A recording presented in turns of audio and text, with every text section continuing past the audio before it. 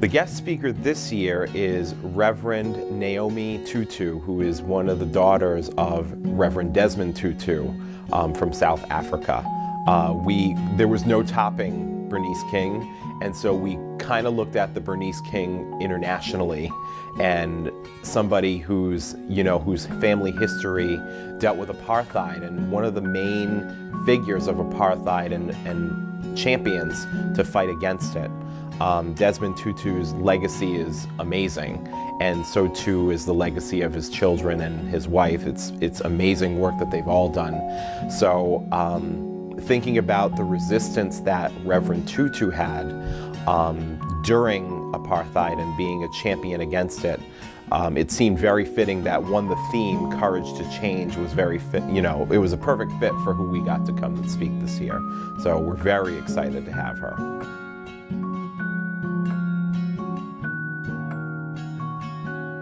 The theme of the program last year was MLK's vision for a beloved community.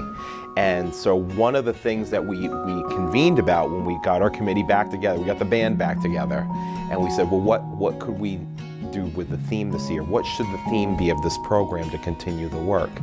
And we had a lot of ideas and topics and everything that was getting thrown out there, but I believe it was Nancy Kelly who said, the beloved community, I don't know if we're quite there yet, and I don't think having that as a theme for 1 year is really going to realize what that means for this community.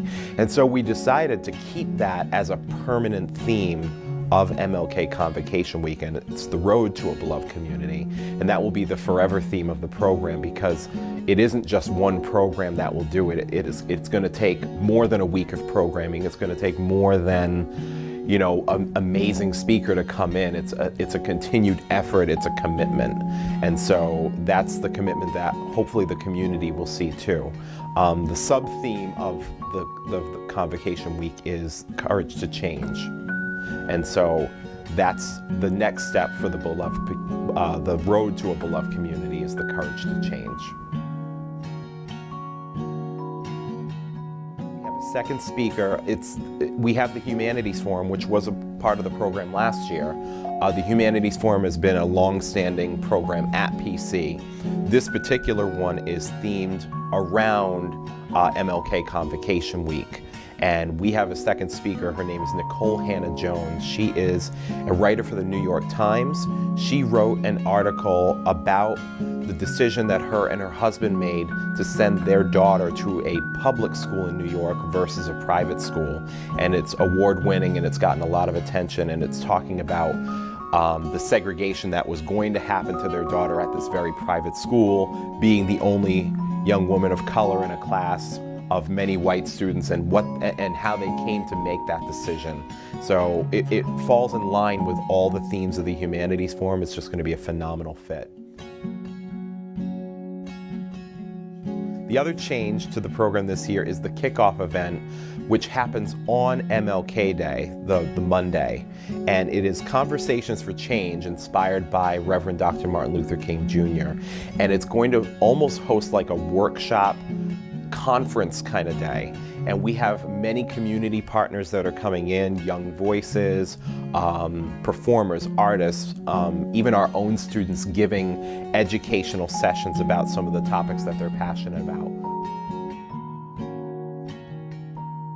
Every year we give out the MLK Vision Award to a person, a group, anything that is supporting the vision of MLK and the dignity of all human people. Last year, the first recipients of the MLK Vision Award were the founders of the MLK Scholarship Program at Providence College. It was Dr. Renee Fortin, Dr. Mark Grierick, Dr. Pat McKay, and Father Robert Morris. It's important to continue this work because MLK's vision is one that has not been realized yet. There have been many strides in desegregation. There have been many strides around the world because of the work that he did, but just like the permanent theme of this program, we have a long way to go to get to that beloved community that we envision. where everybody comes together, where everybody sits at the table, where everybody communicates, even amongst difference of opinion and ideologies.